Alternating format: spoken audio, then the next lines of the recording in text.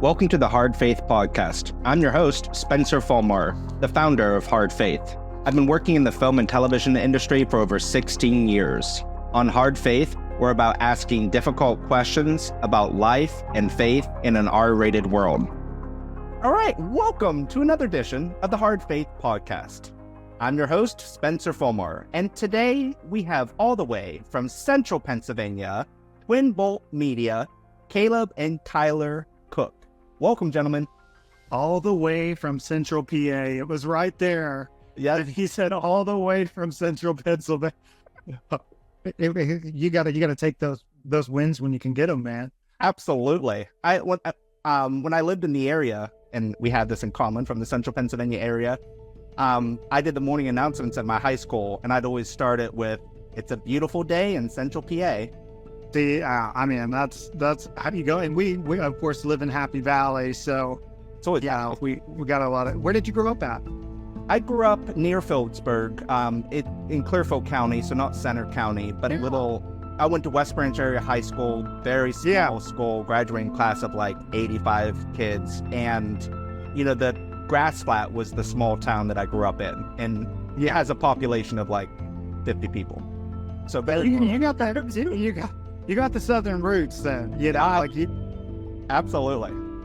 Yeah, it's very rural in Pennsylvania, which most people don't, I guess, know that about Pennsylvania. But we came from Southern Illinois, I moved here about 11 years ago. Kyler actually just moved a few months ago. Nice. But I got out of State College area into the surrounding communities and found out, man, I'm back in Southern Illinois, right the Kentucky. This guy was giving me a ride from the car dealership. And he's like, "What you doing this weekend?" I said, "Well, not a whole lot, man." I immediately just kicked into my Southern Illinois vibes.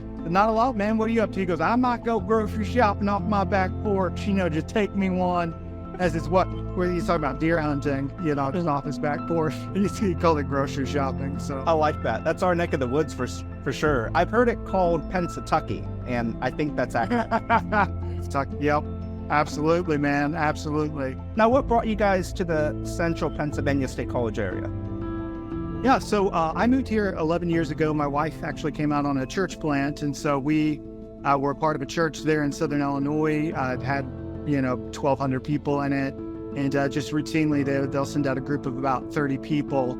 And so, we had prayed about it. This guy we were very close to, who had married us, was a pastor there, and just felt called to come start a church in State College. And so we packed up everything and moved out, man. And God's, just been with us over these last 11 years, just pretty immensely. And we're seeing a lot of fruit from it. But Kyler, like I said, just moved here a few months ago. So we're setting up shop, man. I'm fresh. I've not heard anyone with a southern accent yet, so I got to get out there. They're there. Don't worry about it. They're definitely there. Well, that's great. I love that. What's the name of your church in State College? Cedar Heights Church. Right. And That was a little bit like an apartment complex. it does. Is it near Penn State University? A lot of outreach to the university? I mean, yeah, it's good, somewhat close. It's not as close as it could be, but we got a good community. We've gotten up to about 300 people now. So Wow, that's a big church in our neck of the woods. it's growing. Yeah. Growing, man. God's doing good things. I mean, some of the churches I grew up in Central PA, God love them, they may have 12 or 8 people on a Sunday morning. Yeah. Those 300 is a lot. churches. Oh, yeah. What is it like living in Central PA?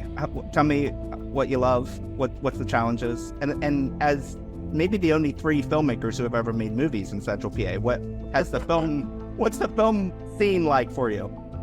Yeah, I mean, for us, we've definitely been kind of connecting and building more relationships. Folks out of Philadelphia and Pittsburgh, obviously, are within a 3-hour drive, and even New York City, it's only 4.5 hours away. So yeah, I think there's a lot of stuff within earshot. We just got off of a commercial shoot a few weeks ago. Our first kind of co-directing of a commercial together, and I think it's growing. I think there's more starting to happen, especially as technology just becomes more accessible.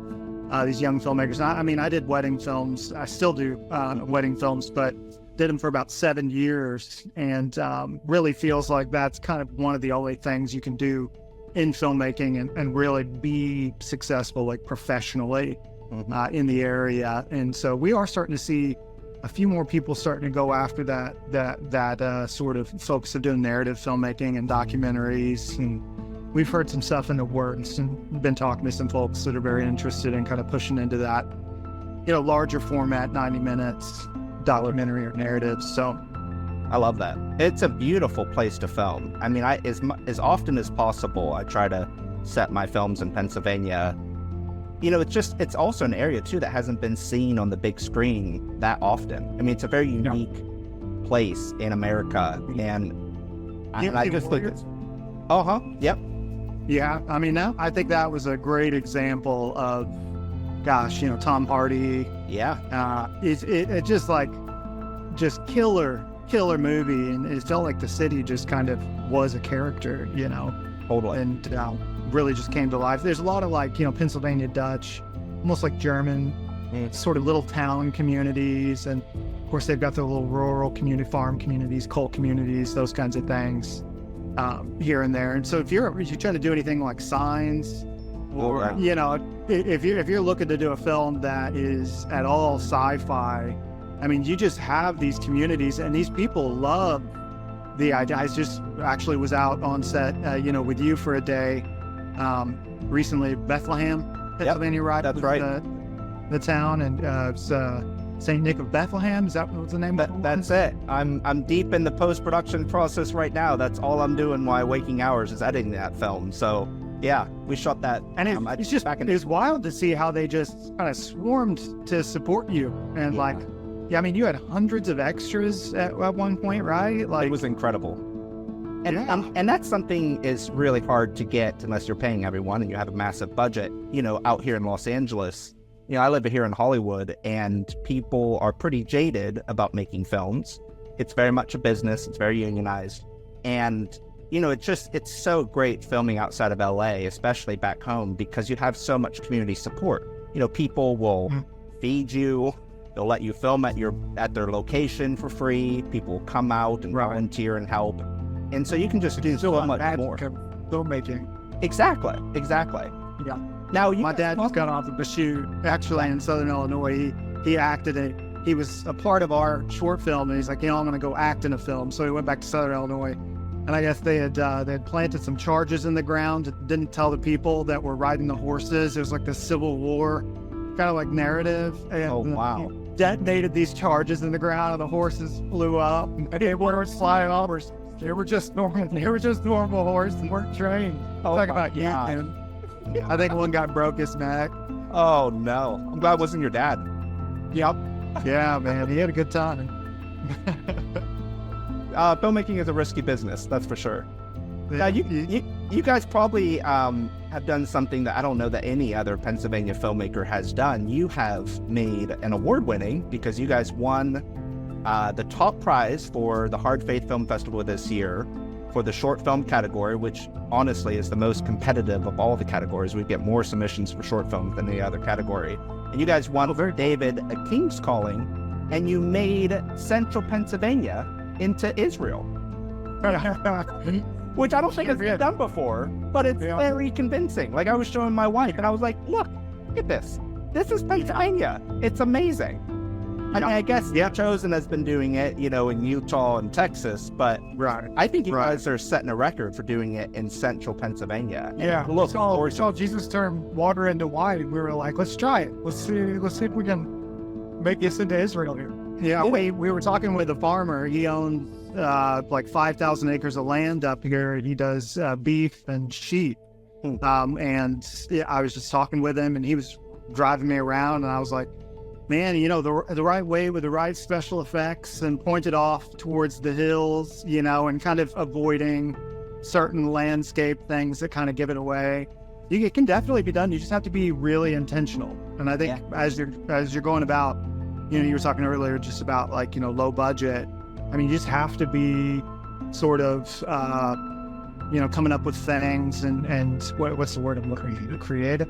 Creative solutions. Got to be creative. Creative solutions. Entrepreneurial. You got to, get out, meet people and connect. How do you get the thing that you need? And this man was a Christian that I'd met, and I told him, we'd love to come out here and kind of film. And man, he was just overwhelmed and just loved the idea of his farm being a place that we could tell a Bible story. And he was incredible. George Lake is his name, and Thistle Creek Farms. I love it. Appreciate it for them.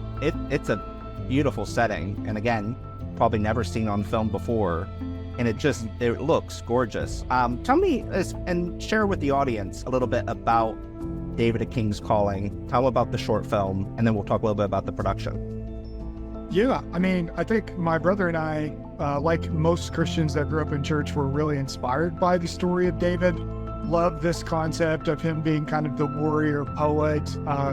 He loves the people that he leads, and yet there's this other side of him where the Spirit of God rests on him, and he's a judge, and he takes out the enemies of God. And it's supposed to, sort of foreshadow the person of Christ that is both the king and the shepherd, that's loving but also just.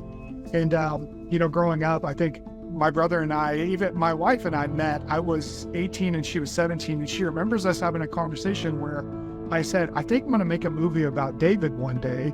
And she remembers that, and that would have been now 15 years ago. Wow. And so it's always been kind of something that my brother and I wanted to do. And then we were super inspired. COVID shut everything down, and here comes this TV show called The Chosen. We were very inspired by that first episode. And I think my brother and I, our gears started turning, and we started wondering, between, because typically I'm more on the writing side. I love to write epic fantasy novels and kind of things in that sort of genre. And my brother has been doing cinematography and focusing on that, just from like a marketing, a wedding cinematography kind of perspective. And so we had this opportunity to make something.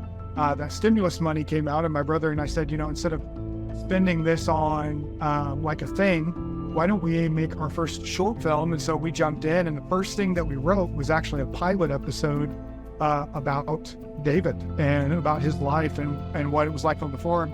We quickly realized, as we were writing about 12 pages in, that the budget of something like this pilot that we were writing was going to be too extensive. And so we had to have kind of a rally meeting and go, okay, what can we shoot literally in a box? And it was under that duress that we came up with the idea of The 10th, which was our first project that we made. And so now we're kind of dovetailing back to David a King's Calling, but in a way where we can pull it off with excellent quality, but with also micro budget.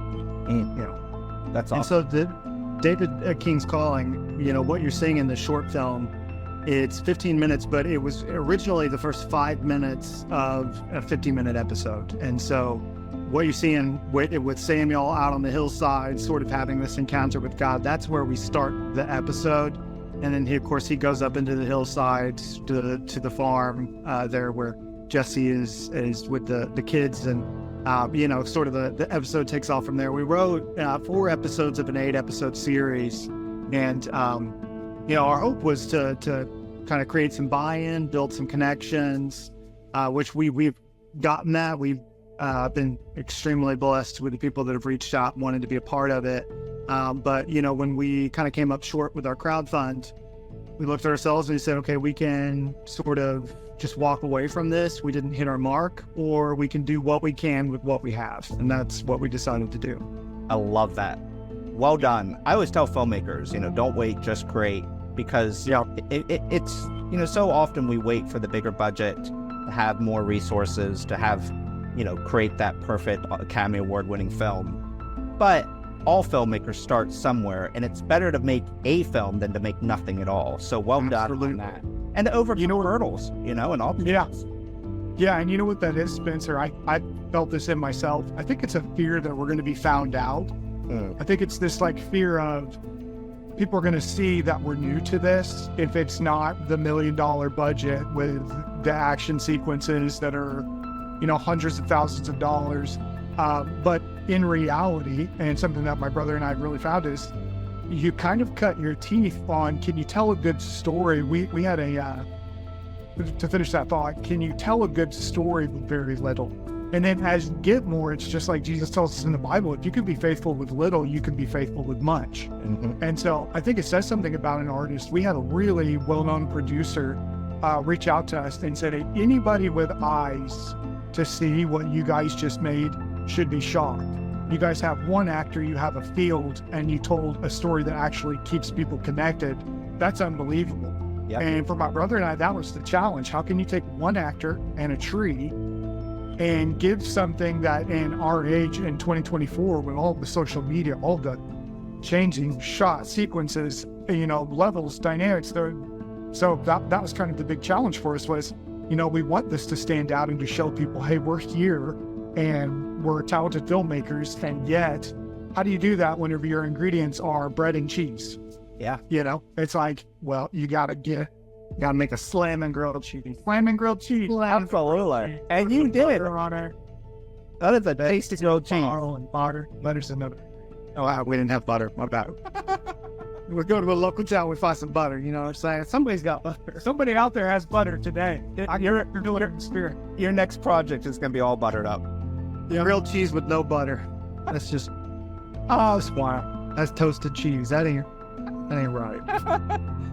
I have to say, too, something you guys did really well, and I've seen this on multiple levels, is that you have really engaged the community and your supporters well.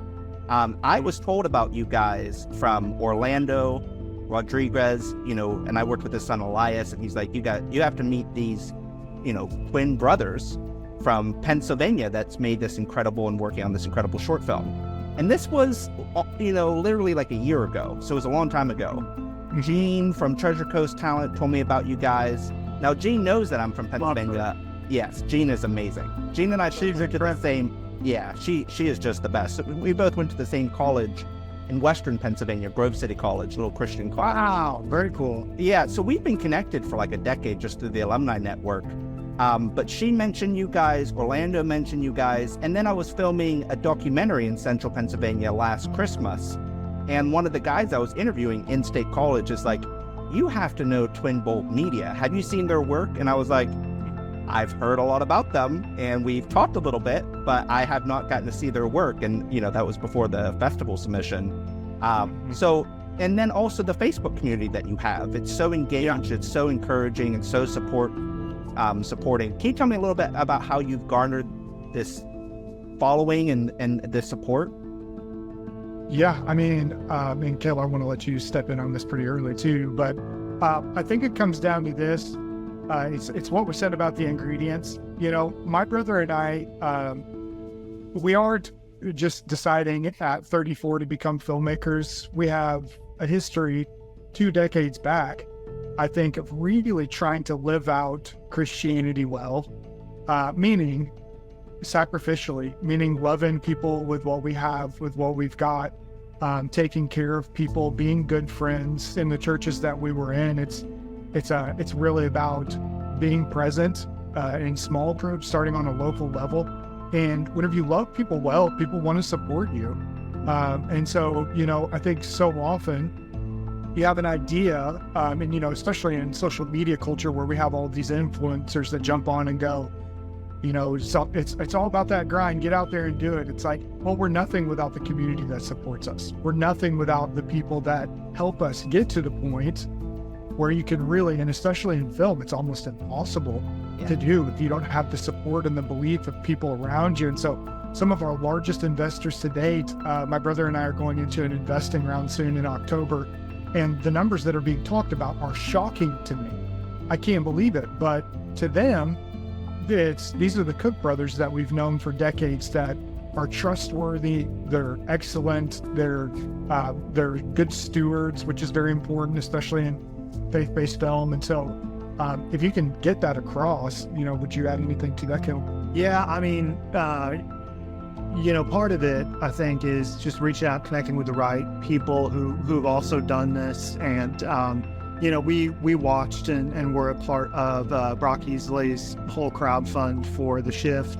Yeah. And we're able to connect with him, years ago as he was just getting started. And So, I think we definitely were watching some of the popular models and like just getting in front of people on live streaming and talking to them about your vision, and just being willing to have those nights where, you start and you've got 8 people watching and 2 people. It's your wives. It's your wives. And they don't have butter, you know what I mean? They got cheese. There's no butter for money, by the way. Yeah, so I like it. Normally it's cheddar, but we've got cheese. We've already explained it. So, and it's one of these things where, you just go, hey, this is a part of this, right? Like, we have to put ourselves out there regularly.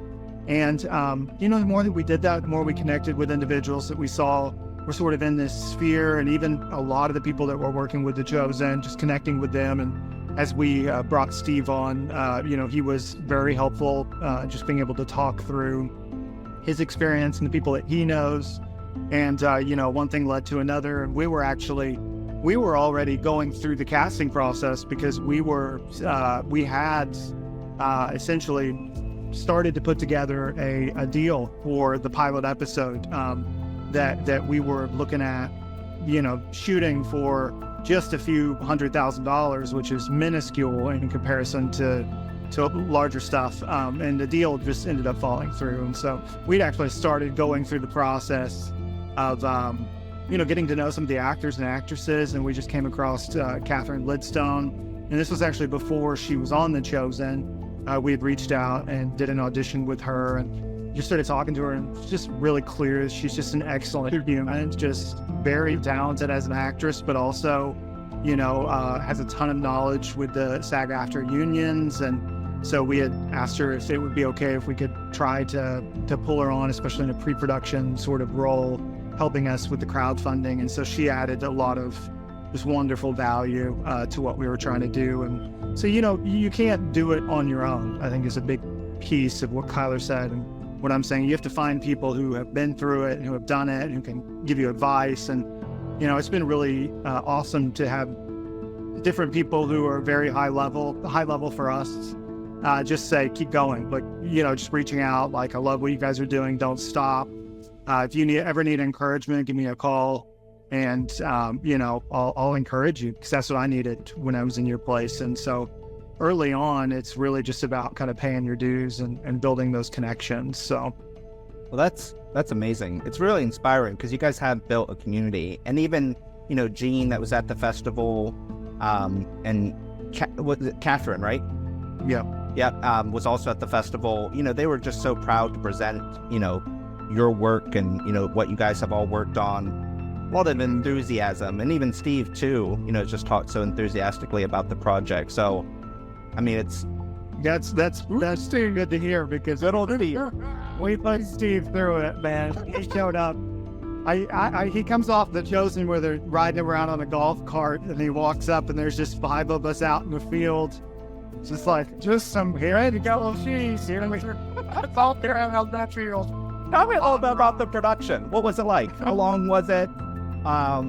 I think with Fowler, he's not going to believe this. So it was 3 days, and 2 of those days we had torrential downpours. So, as you're watching this very dry, airy sort of project, just imagine that he's just walking through and his feet are just just soggy wet, We're pouring out dry sand on the grass to kind of present this idea. And he's, of course, we have this image of Samuel, this character from the Bible that is just this warrior when it comes to his prayer life and interceding and diving deep. And he's not perfect and he struggles, but he's somebody that God can trust. And so, we have these images. We had watched, Robert Eggers' The Northman. We were kind of getting into these vibes of like sort of becoming one with the earth, and just the grit and determination and the earthiness. And even some of that, you look at the Old Testament, there's just ash being poured out on the head and tearing out the clothes. And so we knew going into this, it was going to be a lot of work, a lot of physicality. It's not your typical, getting down on your knees and folding your hands and then God answers. It's more of this is a battle that he had to go through. And one of the things that we're interested in continuing to kind of explore is, some of the pain and the struggle of the Bible, because I think so frequently Christians kind of encounter a little bit of suffering, a little bit of trial, and they go, wait, where is this in the Bible? And I don't know if that's just because we haven't seen the right kinds of representations, but you can't read the Bible without encountering really significant trial. And so just to be able to tell that. And we got a comment. We put the film out to the donors, the over 200 people that had donated to make the film possible. We did an early draft and sent it out. And we got a comment back from somebody that was like, man, I really don't think Samuel would have struggled in this way. Like, he would have heard from the Lord and he would have done what the Lord said. And I think it's so funny as you read through 2 Samuel, especially, 1 and 2 Samuel, you just see him. He's given the deuces. He's like, I'm old and I'm gray and you got my boys now and I've done my part. I already got you one, king. We got this like image in our mind of like that sitcom where he's like turning around smiling, you hear the audience, they're all applauding, and he's just like, bye, like I'm out, walks out the door. And then he shuts the door, and then the camera flips, and now it's like, hey, now we're gonna start again, like from the very bottom this time. Everybody hates you, like nobody's listening. They want what they want. Mm-hmm. And I just think that there is this really funny sort of, even in the drama of it, there's this scene where he's laughing out in the field. You know what I'm talking about? Yep. In the short film.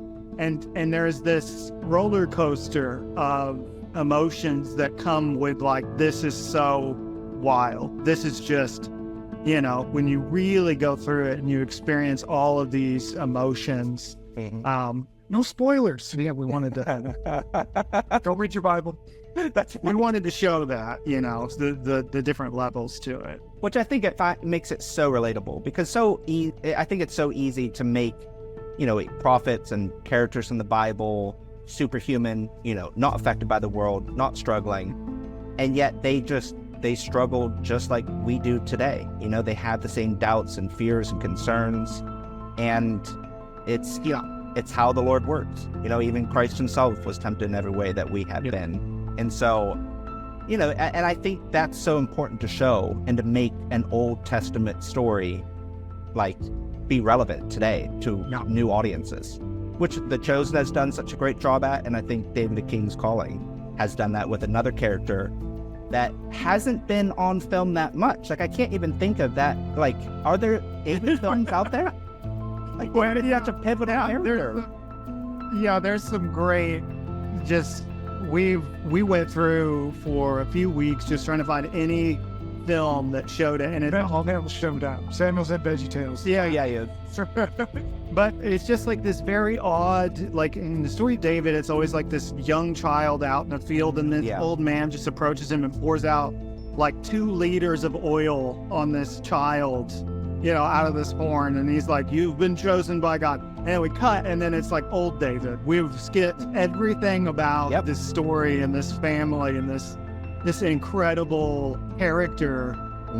Characters, really. I mean, the brothers and the sisters, and just that dynamic, and what you can. It's so rich. The story is so rich. And even Kyler, he's written the person of Samuel in just a very interesting way that is both just so loving and tender as like that sort of Gandalf grandfather figure, for sure. but then terrifying as well, right? Like, I'm not trying to hurt you.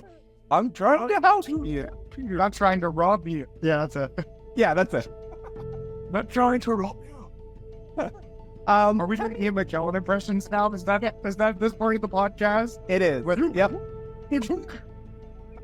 How's mine? Spencer, you go. I'll give it 8.5. I'm gonna record mine later.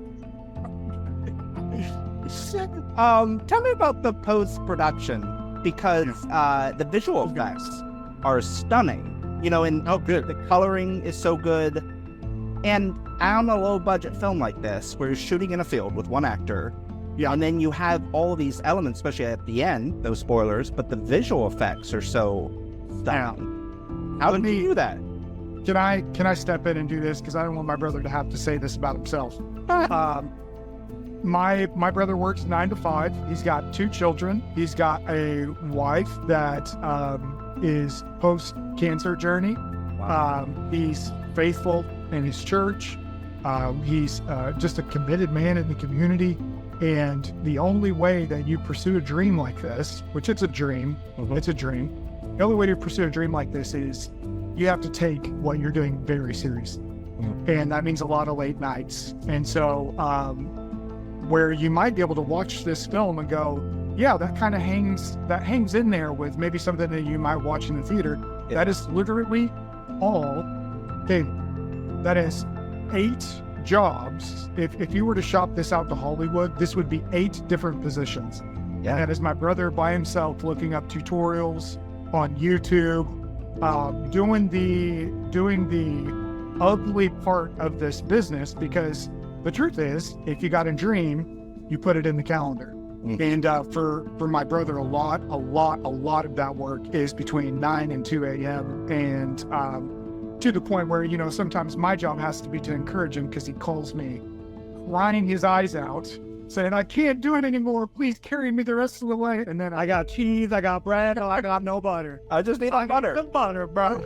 No, that's literally all him. That's his technical skills. That's all his. That's amazing. Flexibility that he's learned on his own. So I'll say this: one of the things that I most admire, about film is believability within an actor and telling a good story. But one thing that just edges you and allows you to take a different step is stepping into the world of post-production and just kind of getting familiar with it. Because as a director, you know, if you can supervise a set in such a way that you understand how the visual effects are going to play out, like, Denis Villeneuve for Dune, right? Like, he was a visual effects supervisor before he was a director. And so I think for me, understanding all of the post-production allows me to be a better director. I think directing is what I love to do. I tell you what, man, like getting into post-production and starting to fit the pieces of the puzzle together. And then you go, you know what would be real cool is if the ground started shuddering and there was, lightning and this thing bursts into flames.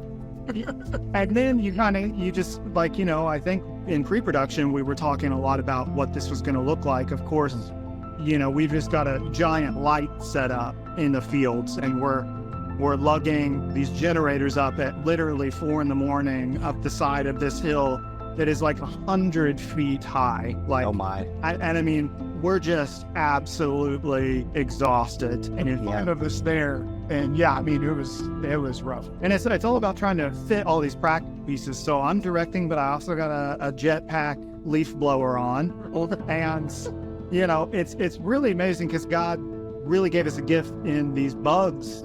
This farmer does not believe in pesticides. And so there were thousands upon thousands of bugs flying around these lights that we had set up. And a lot of them kind of helped create this sort of particle effect around the light, which ended up being something that I played off of. I love that. And, with a practical of like, oh, what if those were like, fiery ashes and stuff? And so it was a gift from God, but then also, what a horrible annoyance cleaning up. Whenever you're Steve Chermet and your job is to go and stand on top of the light, and it's the only light within 17 miles in central Pennsylvania fields, the size of the moths that were coming to say hello to us. Oh, yeah. That was wild. We got a couple of totally Old Testament. Just taking bugs to the face. He's like, here, God, he's really just impacting him, Yeah. Here's every award he's going to get, which he did phenomenal. But that being said, I think, there are, I'm happy to pass off a lot of these roles to people who are even better than me as soon as possible. Sure. And tell me about that. What is as soon as possible? What's next? What are you guys working on? What can we expect from media? Yeah, so again, we have a pretty big investors meeting coming up, and I think our future is kind of dependent. My brother and I are very agile because our team is small, and because we're blessed to be able to have 9-to-5 jobs and work that where this is happening in the after hours. Obviously, eventually we're going to have to take that jump and that dive into full time. Hopefully that's someone sees our company. To that point, that's going to be on October 5th, and we are opening it up to the public. It's going to be a Zoom call meeting where people can come on and kind of see our trajectory. My brother and I actually have 7 projects lined up, and depending on what kind of movement we get, whether it be David the King's Calling or our first feature film, which is called A Sign, we have another sci-fi psychological thriller that's space-based as well. That's going to be something that we're unaware. Yes, and so we kind of got all of these things ready and on dock, and we're doing our job to prepare ahead of time so that whenever we get to talk to investors, we can pitch options and say, what sounds good to you? Or to our community, what sounds good to you guys? Because I think everybody really is hopeful to see David, A King's Calling, move forward. And yet at the same time, you can't put the cart before the horse. It has to be something that can sustain itself. And so, you know, if we were to do a crowdfund raising and get a pilot episode, that would be incredible. But I think our hope is to be able to move to something. And you know this well too. Feature films are the Chick-fil-A chicken sandwich. Yeah, that's what everybody wants. And so to be able to get one of those out and show that we're not just short film talent, I think would be a great next step for us. Which means we got to find our tribe. We got to find people who are serious about their work. Producers. I mean, we're looking for talented producers who have done this. And you want to come PA for us, Spencer? Maybe. I've done it. I've done it plenty times. He's like back to the stomping grounds. Never. You won Hell's Kitchen Film Festival. Never. We need you on one of those Letterman jackets, like coming back around. Go PA. He's like, these are my old stomping grounds. That's right. I know that Kyler will want, if I'm a PA, I know that Kyler will want his water only in Arreo's pizza sauce container. I'll get your order next, Caleb. How good of stewards are we? We don't pay for drinking glasses around here. We frugal, man. Yeah, you are. The pizza sauce. I can still smell pizza sauce swirling around in that water. Come on, the Lord is watching. Tasty. That's the best part. That's the whole meal. That's a whole meal. Liquid pasta. I like it. It's so gross. Oh my gosh. So potentially, hopefully, right? The next move is a feature film, and you're doing in October. You're doing the investor call. That's right. And depending on how that goes, that'll kind of dictate the trajectory of what project you tackle next, as well as like when you're gonna film it. Yeah, we're in pre-production across multiple fronts right now, and so again, I think this is part of it. So if you're a young creator out there, the advice, my brother and I don't know much, but what we do know, you got to do the work on your end to show yourself approved, because if the opportunity comes and somebody comes to you and they go, man, I really like the 10th. Yeah, well, my brother and I have a feature film script waiting to go on that. That's kind of that creates a much larger scope, because we shot this story essentially in a box, but we were hugely impacted by the Prince of Egypt. And so we thought, what about a concept where you get to see from the perspective of the slaves while all of these monolithic events are taking place, and you get to kind of hear from the communities that were watching it from a sort of helpless, powerless position. What would it have been like to wait? And then here comes Moses over the hill, and he gives the news, and he walks away, and now you're left with this. Some of the Israelites did not go out from Egypt.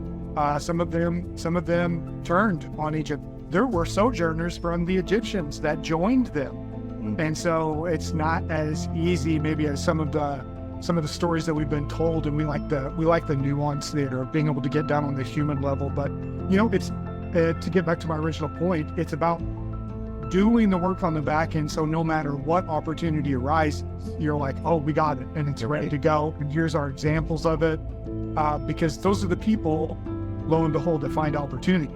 Yep. Yeah, and I think too, we want to get out to the festivals. We want to shake hands with the individuals, the distributors, meet, build context, introduce ourselves. Because I think one of the limitations of technology is a lot of this stuff can happen over Zoom calls or over the phone, and it just seems like a lot of the people making the decisions, they're at these places and they're shaking hands with people, and that's where the deals are likely going to come. And so our prayer is that, if people like the project, that they would be praying for it to do well at these festivals, to be successful. We were wildly grateful and so thankful to submitted it there as sort of the first festival at the Hard Faith Film Fest. Yes. Get positive reviews from that, and even had a couple people reach out just like, hey, I missed it, but I heard people talking about it. Can you send me a link? That's huge for us at this level in our career, just to have that kind of positive reinforcement. And you don't just win, you don't just submit to a festival and win. You got to really put your time in. And so we're coming up on just years and years of dedicating, telling good stories.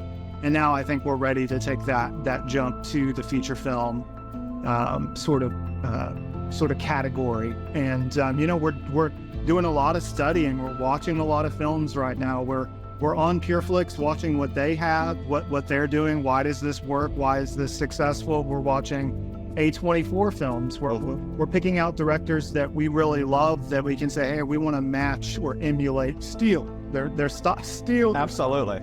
Yep.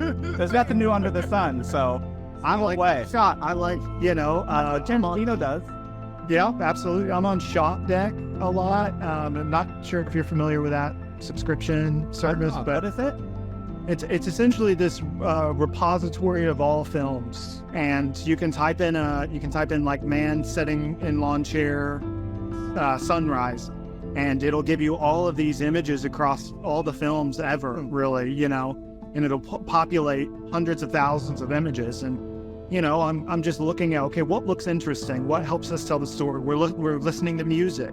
Our film is signed. We're very excited to tell something that is contained in budget, but also we love the Christopher Nolan type of like sci-fi element, the third act that sort of just goes bananas, like everything's kind of crazy. Yep. And you think it's just wild, and then it just gets wilder, and you're just on this ride, And luckily we've met a wonderful composer in Cody Martin, and he composed the entire film for us and is working with us in these early years. And just also, it's just a testament. We can't do it on our own. We have to build those connections with others. That's what we're trying to do. Just introduce ourselves. Hi, I'm Kaleb. I love it. That's Kaleb. And he's Kyler, and you guys are Twin Bolt Media. Twin Bolt Media. Heck yeah, you are. Thank you so much, Cook Brothers, for submitting your film. Congratulations on the win. Cannot wait to see what you make next. Thank you for being on the Hard Faith podcast. And we look forward to seeing what that next journey is. And, I think you have a lot of momentum, a lot of support. And you guys are doing everything right. So I'm glad there's other Central Pennsylvania filmmakers who are making great films. So thank you for being on the podcast, and we will talk soon. Thanks so much for listening to this edition of the Hard Faith podcast. Please subscribe and share this podcast. Visit hardfaith.com to learn more.